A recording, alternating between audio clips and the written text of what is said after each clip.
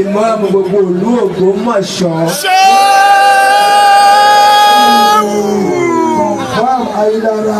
Assalamu alaikum wa rahmatullahi wa barakatuh. Mo kí gbogbo àwa tí Ọlọ́run ọba ò ṣe wá lórí ibú ẹ̀dá tọ́lọ́run ṣe wá lórí ire. Ọlọ́run ní jẹ́ kó bàjẹ́ fẹ́ ní kọ̀ọ̀kan wa.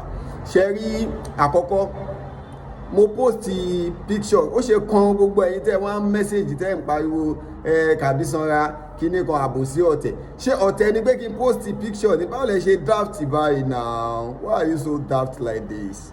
So èmi post picture kò sí tó kàn mí bàbá wa Olúgbọ́n Ọlọ́run ní jẹ́ kó bàjẹ́ kò sí ní bàjẹ́ fún bàbá wa ọba Ṣẹwọn ilẹ̀ Ògbómọ̀ṣọ́ torí pé kò sí ohun tó jẹ́ kí n post picture yìí ojú pé ó ní bọ̀bọ̀ kan tó ṣe program ó wá sọ pé. ó gbé bàbá wa kí wọ́n bóun jẹ dínà la ilaha illallah bá rẹ bá pé ọ bóun jẹ dínà lórí nígbà tó jẹun rí ni o Ọlọ́run nígbà tó jẹun rí ni sọ wọn kí wọn lọ jẹ dínà yẹn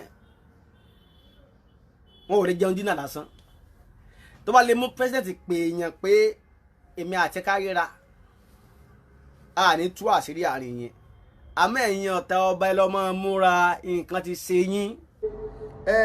Gbogbo yẹn ti rógo bàbá wa ọba Gandhi wọ́n ti lọ sí ọ̀dọ̀ ààrẹ bàbá wa ààrẹ Bọ́lá Ahmed Tinubu ṣé mo túmọ̀ ẹ̀ ṣá.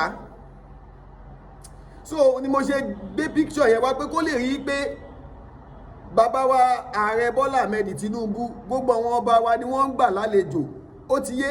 So kò wá túmọ̀ sí pé ká wá torí ẹ̀kẹ́ máa wá sọ yí pé nítorí nǹkan yẹn because nǹkan yìí ń tẹ́ fẹ́ fi máa fi dá wàhálà lẹ̀ ni. Nísìn àwọn tó bá ń gbọ́ ọ̀rọ̀ yẹn wọ́n á ní ọ̀tọ̀ ni ohun tí gbogbo wa láti gbọ́ ohun tí bàbá wa ọba Gandhi Afọlábí Ògbómọ̀gẹ̀gẹ̀ kábíyèsí tí wọ́n lọ ṣe lọ́hùn yẹn tí gbogbo wa sì rí kódà tí mo tún ṣe fídíò lórí ẹ̀ pé bàbá wa ọba Gandhi nìkan ni wọ́n yàtọ̀ nínú gbogbo ọba àti bàbá wa Ọọ̀ni of Ifẹ̀ pé wọ́n lọ bẹ̀ wọ́n lọ ní personal interest tí wọ́n. Now mo wá ń post àwọn ọba tó ti lọ náà pé tí wọ́n ti lọ tó ń ya fọ́tò pẹ̀lú bàbá wa ààrẹ Bọ́lá Ahmed Tinubu ẹ̀yin kan dẹ̀ sí mẹ́sẹ̀jì ẹni mi tún DM mi ṣe sórí pé ṣá.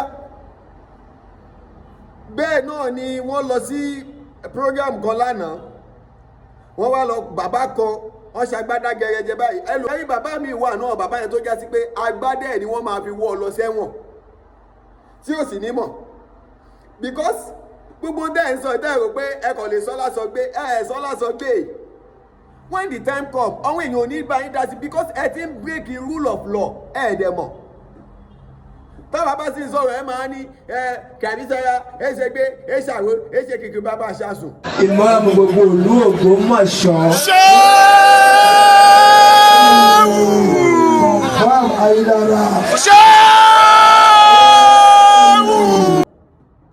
Okay, Imam Habibu ni mọ́mù gbogbo ìlú Ọgbomọṣọ ṣé orí yín yóò pé ni? Tábà sì ń sọ̀rọ̀ ẹ máa sọ pé kàbísọ́ra yẹn ẹ ṣe kíní kan ẹ ṣe kíní kan a máa sọ̀rọ̀ ọ̀nà tábà rí pé ń tẹ́ ẹ̀ ń sọ ó kù díẹ̀ káàtó. Ó dà gbogbo wa náà la gbọ́ ńgbà tí wọ́n fi Habibu jẹ tó fi Habibu jẹ ìmọ̀ọ́mù láàfin ẹgbọ́n tí ààrẹ àgọ́ sọ. Ká ní ìmáàmù tí wọ́n bá pè wá ní ààfin tí wọ́n máa lọ kìí ṣe pàkó láàmáràn lọ gẹ́gẹ́ bí ètò ààfin ni wọ́n fi wá yan ìmáàmù ààfin la yàn àyàn chief imam àwa nígbà wọ́n wà ń ṣàdúrà fún ẹni tí ń ṣàdúrà fún wa ti pè á lẹ́jọ́ kò lè wá mọ́ dandan ní ká ṣàyàn tààfin tí wọ́n máa ṣàdúrà fún wa every Friday so kò sí wàhálà kankan bẹ́ẹ̀ sẹ́mi pa wà ń kọ́tù àlẹ́ wípa yan chief imam àwa gan mòfin àlékọlù kọ́ọ̀tù. Now ẹgbọ́n tí Habibu fún ààrẹ sọ. Ọgbomọṣọ tòní bàbá wa Gandhi Afọlábí Ọláoyè wàláì bàbá náà wọ́n fún wa ní justice and fairness gẹ́gẹ́ bí wọ́n ti ṣàdéhùn fún mi.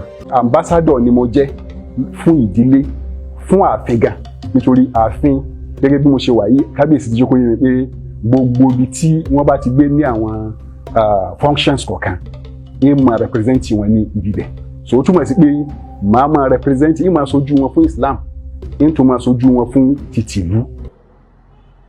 So kí wá ní tẹ́wọ́ sọ pé kí ni èèyàn sọ pé bàbá wa kábíyèsí sọ pé àwọn máa rán òun níṣẹ́ lọ síbi tí àwọn bá fẹ́ kọ́ rán wọn lọ. So ìmáàmù àgbà Ògbómọ̀ṣọ́ ìmáàmù ni wọ́n, kò ń ṣẹni téèyàn ránṣẹ́, kò papọ̀ náà. Eléyìí ṣe tó papọ̀ náà ẹ wá fẹ́ máa wá sọ pé ìmáàmù àbíbù ni ìmáàmù àbíbù fún ara ẹ̀ mọ̀ pé àwọn èyí ń ṣe ìmáàmù. Àwọn náà mọ̀ ẹ́ rí pé tẹ bá ń sọ wọ́n ń sunkún sínú ni, torí pé wọn ò bí ire kó jáde sọ. Gbogbo ẹ̀yin tẹ́ ẹ̀ sì ń sọ ìyẹn tẹ́ ẹ̀ rẹ́lífáǹtì ni, gbogbo ẹnu lèmi lè fi sọ. Gbogbo yín náà kẹ̀rẹ́ ẹ̀ lè dìfẹ́ǹdì ara yín, ẹ̀ lè dìfẹ́ǹdì ara yín náà. So ìmáàmù ààfin ni ìmáàmù kìíní kan, bàbá ìwà àwọn tún gbé ẹwọ ṣàkìtọ́ gbé sọ́rùn. Ìmáàmù gbogbo ìlú Ògbómọ̀ṣọ́. Confirm Ayélujára.